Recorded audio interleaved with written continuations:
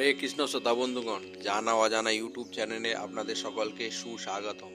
বন্ধুগণ, আজকের এই এপিসোডে আপনাদের জন্য এনেছি গোপাল ভাঁড়ের সুন্দর একটি মজার গল্প। গল্পটির নাম মহারাজের ভাঁড় নির্বাচন। তাহলে শুরু করা যাক। মহারাজ কৃষ্ণচন্দ্র গোপালকে কতটা স্নেহ করতেন এবং তাকে তার প্রিয় বন্ধুদের একজন মনে করতেন তা আপনারা সকলেই জানেন।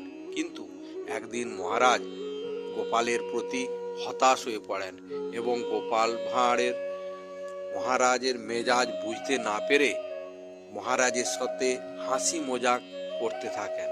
তখন মহারাজ কৃষ্ণচন্দ্র হঠাৎ ক্রোধে ফেটে পড়েন এবং গোপাল ভাঁড়কে তার চাকরি থেকে বরখাস্ত করেন এবং তাকে রাজ্য ছেড়ে চলে যেতে বলেন। মহারাজের মেজাজ যে ঠান্ডা হলে গোপালকে আবার ডেকে দরবারের স্থান দেবে একথা ভেবে গোপাল ভাঁড় রাজসভা ছেড়ে চলে গেলেন। বহুদিন অতিবাহিত হলেও রাজ দরবারে থেকে কেউ তাকে আনতে আসেনি বা ফিরিয়ে নিতে আসেনি।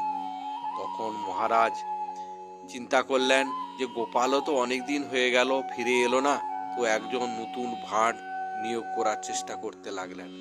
কিন্তু কেউ বুদ্ধিমান গোপালের স্থান পূরণ করতে পারেনি। তাই মহারাজ একটু চালাকি করলেন এবং মহারাজ কৃষ্ণচন্দ্র এই কথাটি ছড়িয়ে দিলেন যে তার প্রশ্নের উত্তর সঠিকভাবে যে দিতে পারবে সেই রাজদরবার থেকে ভাঁড় নিয়োগ করা হবে তাকে। এইভাবে রচনা করার পর নির্বাচনের দিন উপস্থিত হলো। দরবারের অন্যান্য মন্ত্রীরা প্রশ্ন জিজ্ঞাসা করতে লাগলেন যে সমুদ্রের তলায় কয়টি সেল আছে। কিছু উচ্চাকাঙ্ক্ষী বললেন লাখ লাখ, আবার অন্য কেউ কেউ বললেন কোটি কোটি। কারু উত্তর পছন্দ হলো না।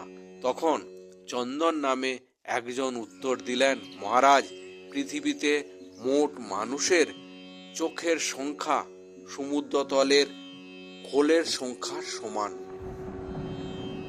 রাজার মনে কেমন যেন লাগলো। পরের প্রশ্নটি ছিল, মানব দেহের জন্য প্রধান সুখ কি? যা নিয়ে চন্দন উত্তর দিল, সুখী থাকা মহারাজ। তৃতীয় প্রশ্ন ছিল, সবচেয়ে বড় অস্ত্র কোনটি?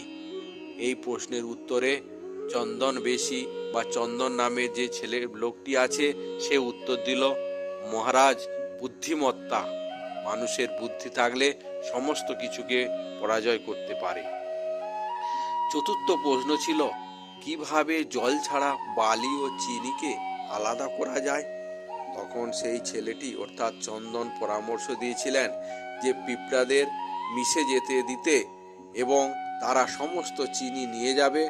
একইভাবে আরও প্রশ্ন আসে এবং চন্দন তার বুদ্ধি দিয়ে সবাইকে মুগ্ধ করে তোলে।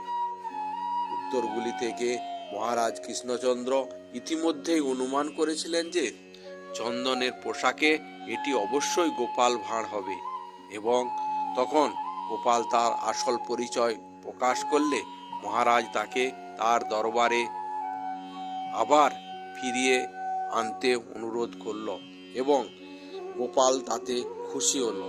তখন মহারাজ বললেন, তুমি ধন্য হো গোপাল, তোমার কাছে আমি হেরে গেলাম।